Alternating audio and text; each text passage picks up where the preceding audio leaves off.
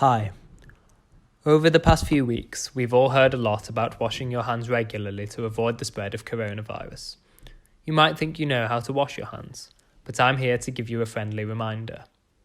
First, wet your hands with water. Apply enough soap to cover your entire hand. Rub your hands together with fingers interlaced, and then rub the back of each hand with the palm of the other and your fingers interlaced. Rub each thumb well. Rub with the back of your fingers on the palm of the opposing hand with fingers interlocked, and rub your fingertips on your palm. Rub each wrist with soap, and rinse your hands with water.